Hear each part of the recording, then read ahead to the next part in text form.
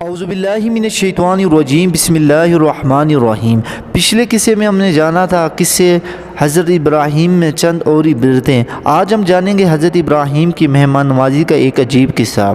وہ عجیب قصہ اس طرح سے ہے کہ ایک مرتبہ حسب دستور حضرت ابراہیم علیہ السلام کسی مہمان کے انتظار میں جنگل میں ایک راستے پر کھڑے تھے، کیونکہ بغیر مہمان کے وہ دسترخوان نہیں بچھاتے تھے اور نہ وہ خود کھانا کھاتے تھے کہ سامنے سے انہیں ایک بوڑھا شخص نظر آتا ہے جس کی کمر بھی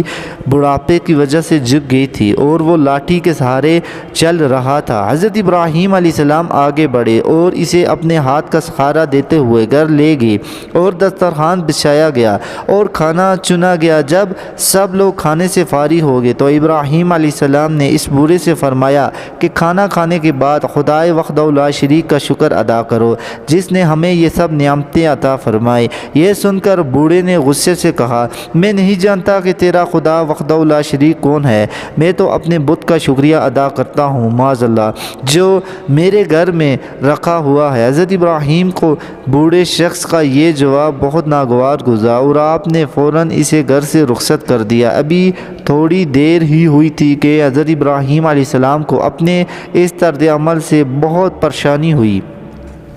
اور آپ نے سوچا کہ جس خدائے وحدہ لا شریک کا شکر میں بوڑھے سے کرانا چاہتا ہوں اس کی تو یہ شان نہیں کہ وہ بوڑھے کو اس عرصہ دراز سے اپنی نعمتوں سے نواز رہا ہے اور اس کی بت پرستی اور شرک کی بنا پر کبھی اس سے کا رزق بند نہیں فرمایا۔ اے ابراہیم، تجھے کیا حق ہے؟ حاصل تھا کہ اگر اس نے کلمہ حق بولنا نہیں کیا تو ناراض ہو کر اسے گھر سے نکال دیا۔ اس پر آپ دیر پریشان سوچتے رہے اور یہ پریشانی بھی آپ کے بلند اخلاق اور اعلیٰ کردار کی دلیل تھی۔ اللہ تعالیٰ جب لوگوں کو ابلاغ حق کے لیے چن لیتا ہے تو ان کے دماغ کو اپنے نور سے روشن کر دیتا ہے اور ان میں ممتاز ہوتے ہیں اور ان میں انفرادی خوبیاں پائی جاتی ہیں اور وہ راہ حق میں ہر مشکلات صبر و تحمل سے سہنے کی استقامت رکھتے ہیں۔ حضرت اسماعیل علیہ السلام کی قربانی کا واقعہ اس ثابت قدمی کا زندہ نمونہ ہے۔ حضرت لوط علیہ السلام اگرچہ حضرت ابراہیم کے برادر زادہ تھے اور انہی کے پیغمبر کار تھے مگر شرف نبوت سے بھی سرفراز ہو چکے تھے اور خدا کا پیغام لے کر اپنی قوم کے لیے مبعوث ہو گئے تھے، اور انہوں نے سدوم اور عمور میں ہر قسم کے مصائب اور وطن سے دور دشمن میں گھرے ہوئے سختیاں اٹھائی اور استقامت کا ثبوت دیا اور اپنے بزرگ چچا اور خاندان کی مدد حاصل کی، بغیر اللہ کریم کی ذات گرامی پر بھروسہ رکھا اور اللہ تعالیٰ کی رضا حاصل کی، اور یہ مقربین و انبیاء اکرام کا مقام ہے۔ نسب نامہ حضرت یعقوب علیہ السلام کا۔ حضرت یعقوب علیہ السلام حضرت اسحاق علیہ السلام کے بیٹے اور حضرت ابراہیم علیہ السلام کے پوتے اور حضرت ابراہیم علیہ السلام کے بھتیجے بطول کے نواسے۔ ان کے والد کا نام رفاقہ تھا۔ حضرت یعقوب علیہ السلام اپنی والدہ کے چہیتے اور پیارے تھے اور ان کا حقیقی بھائی عیسو اپنے والد کا محبوب اور پیارا تھا، اور یہ دونوں حقیقی بھائی تھے۔ تورات کے حوالے سے ان دونوں بھائیوں کی ناراضگی کا واقعہ پہلے بیان ہو چکا ہے۔ ایک دن حضرت یعقوب علیہ السلام نے اپنے والد حضرت اسحاق کے پاس آئے اور وہ اس وقت بوڑھے ہو چکے تھے اور ان کے جسم پر جڑیاں پڑ چکی تھی اور ان کی کمر جھک گئی تھی، اور انہوں نے اپنے بھائی عیسو کی شکایت اپنے والد سے کی کہ وہ مجھے دمکاتا رہتا ہے اور جب سے آپ نے مجھ پر شفقت فرمائی ہے اور میرے لیے برکت کی دعا کی ہے وہ مجھ سے ناگوار ناراض رہتا ہے دکھائی دیتا ہے اور مجھے ذوق پہنچانے کی کوشش میں لگا رہتا ہے، اور اس وقت سے ہماری محبت ختم ہو گئی ہے، اور اس کے علاوہ وہ اپنی دو بیویوں کی وجہ سے مجھ پر برتری جتاتا رہتا ہے۔ وہ کنان سے پیارا کر لیتا تھا اور اپنی کثرت اولاد و اموال سے مجھ پہ فخر کرتا ہے کہ ہم لوگ اپنی کثرت کی بنا پر تم پر غالب ہیں اور آپ سے اس بات کا شکوہ کر رہا ہوں کہ آپ انصاف کے ساتھ ہمارے درمیان فیصلہ فرمائیں کہ اللہ تعالیٰ نے آپ کو دانائی عطا فرمائی اور حوصلہ بخشا۔ حضرت اسحاق علیہ السلام نے فرمایا اور انہوں نے دونوں بھائیوں کی باہمی منافرت کو ملاحظہ فرمایا اور دیکھ لیا کہ ان دونوں سگے بھائیوں میں بہت ان بن ہو چکی ہے کہ دیکھو اے بیٹے میں بہت بوڑھا ہو گیا ہوں اور جیسا کہ تم میرے سفید بال دیکھ رہے ہو اور ماتھے پر جڑیاں پڑ چکی ہیں اور میری جھکی ہوئی کمر دیکھ رہے ہو اور گور کنارے کھڑا ہوں اور میں اب کچھ دنوں کا مہمان ہوں اور میرا خیال ہے کہ تیرے بھائی اب تجھ سے خوش ہونے والا نہیں ہے۔ اب تمہارے یہاں رہنا مناسب نہیں لگتا، اسی لیے میرے خیال ہے کہ تم اپنے ماموں کے پاس فدان آرام چلے جاؤ۔ تمہارے ماموں لبان بن بطول تمہاری بہت آؤ بھگت کریں گے اور وہاں تمہیں عزت ملے گی اور وہاں تمہیں شرف حاصل ہوگا۔ کچھ عرصہ ماموں کے پاس رہو اور جب کسی ٹھکانے کے ہو جاؤ تو واپس اپنے وطن لوٹ آؤ اور مجھے امید ہے کہ ماموں تمہارا خیال کرے گا اور تم کسی کام کاج کے ہو جاؤ گے۔ جاؤ، اللہ تعالیٰ تمہاری حفاظت فرمائے اور تمہاری نسل میں برکت ہوگی۔ حضرت اسحاق کے ان الفاظ سے حضرت یعقوب کو بہت ہمت ہوئی اور ان کے دل کی پریشانی جاتی رہی اور وہ اپنے باپ داداؤں کے وطن فدیان آرام کی طرف کوچ کرنے کو تیار ہو گئے اور بستی آنکھوں سے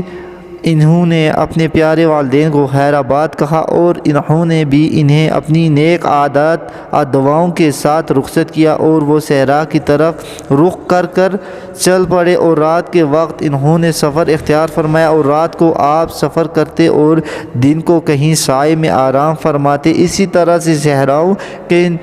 نشیب و فراز طے کرتے جاتے رہتے اور تھک جاتے اور راستے کی مشکلات برداشت کرتے اور مستقبل کی خوشحالی کی امید میں چلتے۔ ایک دن وہ تھک ہار کر بیٹھے ہوئے تھے اور سفر تھا کہ ابھی تک ختم نہیں ہو رہا تھا اور سورج بھڑکتی ہوئی آگ کی مانند برس رہا تھا اور تا حد نظر صحرا ہی صحرا تھا اور ہر طرف ویران اور وحشت کا راج تھا۔ آپ نے سوچا کہ کیوں نہ واپس لوٹ جائیں اور اپنے وطن میں ہی اپنی قسمت لکھیں اور عنایت کر لیں۔ قصہ حضرت یعقوب علیہ السلام کے ماموں کے ہاں پہنچنے کا۔ آپ اسی سوچ میں تھے کہ دور سے انہیں ایک پتھریلی چٹان دکھائی دی تو آپ نے خیال کیا کہ کچھ دیر اس چٹان کے سائے میں آرام کر لیں اور سفر کی تھکاوٹ دور کر لیں اور کچھ دیر پتھر کی ٹیک لگا کر کمر سیدھی کر لیں کہ اسی آرام کرنے کے دوران میں آپ کو نیند آ گئی تو آپ نے ایک بہت اچھا خواب دیکھا جس سے آپ کا دل مسرت اور خوش ہو گیا اور انہیں یقین ہو گیا کہ اس سفر کا کوئی اچھا نتیجہ اللہ تعالیٰ نکالے گا اور خواب میں انہیں اللہ تعالیٰ کی طرف سے اشارہ ہوا کہ اللہ تعالیٰ کریم تمہیں وسیع سلطنت عطا فرمائے گا اور تمہاری اولاد میں برکت ہوگی جو مالک حکومت ہے اور اللہ تعالیٰ انہیں کتاب کی تعلیم سے نوازے گا اور اولاد خوب پھیلی پھولے گی۔ اور جب آپ نیند سے بیدار ہوئے تو آپ کی تمام قلبی پریشانیاں دور ہو چکی تھی اور آپ کا اندر روشن ہو چکا تھا اور آپ ان کا چہرہ خشام بشام تھا اور آپ نے ہمت فرمائی اور گرتے پڑتے اپنے ماموں لبان کے پاس فدیان آرام پہنچ کے اب وہ اس لق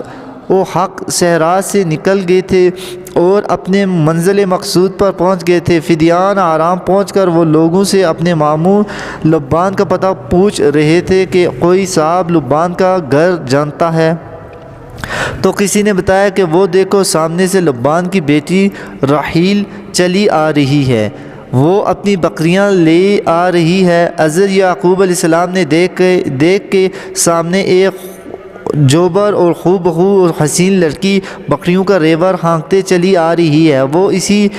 اسے دیکھ کر حیرت میں رہ گئے اور زبان کنگ ہو گئی، لیکن پھر انہوں نے اپنے جوش کو جمع کیا اور حوصلے سے کام لے کر اس دو شہزادی سے مخاطب ہو کر بولے، اے خاتون، میں آپ کا قریبی رشتہ دار ہوں اور میں بھی اس خاندان کا چشم و چراغ ہوں جس کی تم ہو، اور میں بھی اسحاق علیہ السلام پیغمبر کا بیٹا یعقوب ہوں اور تمہاری پھوپھی زادہ ہوں، اور تمہارے والدین کی بہت رفاقہ زندہ ہو، اور تمہاری والد کی بہن رفاقہ قافہ زندہ ہوں، اور میں ارض کنان سے آیا ہوں اور یہ لقب و دعاق سیرات طے کر کے یہاں تک پہنچا ہوں اور بہت مشکلات سفر میں برداشت کیے ہیں۔ یہ دیکھو میرے پاؤں بھی زخمی ہو چکے ہیں۔ تو میں خاتون نہایت حیادار آنکھوں سے اس سے ملی اور اس کے آنے پر خوشی کا اظہار کیا اور انہیں اپنے گھر لے گئی، اور اب انہوں اپنے خواب کی تعمیر مل گئی تھی، اور جو خوش ماموں کے گھر پہنچے اور اپنے ماموں لبان سے جا ملے۔ ماموں نے انہیں دیکھتے ہی مرحبا کہا اور انہیں محبت کے ساتھ اپنے گلے سے لگا لیا اور دیر تک اپنے سینے سے لگایا رکھا، اور خوشی سے ماموں اور بانجے کی آنکھ بھری رہی۔ پھر انہوں نے اپنے بانجے کی بہت آؤ بھگت کی اور عزت کے ساتھ انہیں اپنے گھر میں ٹھہرایا، اور حضرت یعقوب علیہ السلام ان کے گھر کا ایک فرزند بنا لیا۔ اور حضرت یعقوب علیہ السلام نے اپنے ماموں کو اپنے والد محترم کا پیغام پہنچایا کہ وہ اپنی فرزندی میں قبول کر لیں، اور سب سے پہلے انہوں نے راحیل کو دیکھا تھا تو وہ ان کے دل میں اتر گئی تھی، اور اس لیے اس سے شادی کا انہوں نے ارادہ فرما لیا تھا، اور اسی راحیل کے لیے انہوں نے اپنے ماموں کو پیغام دیا تھا۔ تو ماموں نے کہا،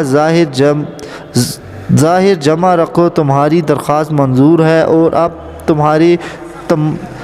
تمنائیں پوری ہوگی، لیکن اس لیے کہ تمہیں یہاں 7 برس تک رہنا ہوگا اور بھیڑ بکریاں چرانی ہوں گی، یہاں تمہارا مہر ہوگا، اور تم اسی مدت کے دوران میں میرے دست و بازو بن کر رہو گے، اور تمہیں میں یہاں ہر طرح کی شفقت حاصل ہوگی۔ حضرت یعقوب نے یہ شرط قبول فرما لی اور ماموں کی بکریاں چرانے لگے، اور اسی دن اسی طرح شہر آزاد ٹائم گزرتا رہا، اور وہ خوش بکریاں چرانے کا کام میں جٹے رہے۔ راحیل لبان کی چھوٹی صاحبزادی تھی اور دوسری صاحبزادی لیا عمر میں ان سے بڑی تھی۔ دونوں بہنیں جو برادر سکھیڑ تھی، اور حضرت یعقوب راحیل کو چاہتے تھے، لیکن لبان کے دستور میں چھوٹی بیٹی کی شادی پہلے نہیں ہو سکتی تھی،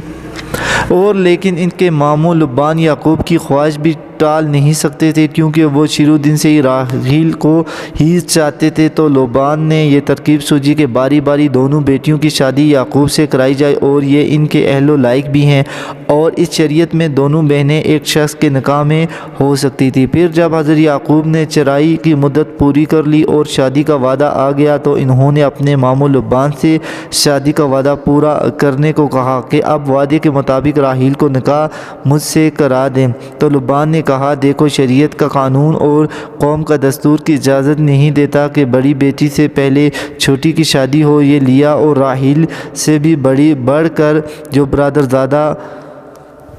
دشمن ہیں،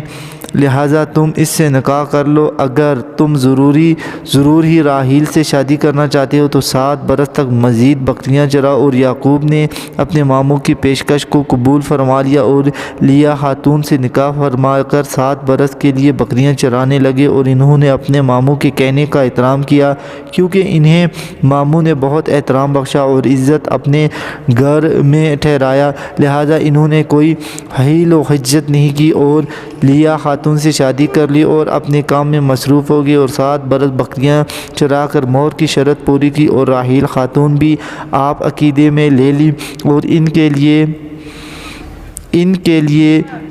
مصروف ہو گئے، اور 7 برس پھر بکریاں چرانے لگے، اور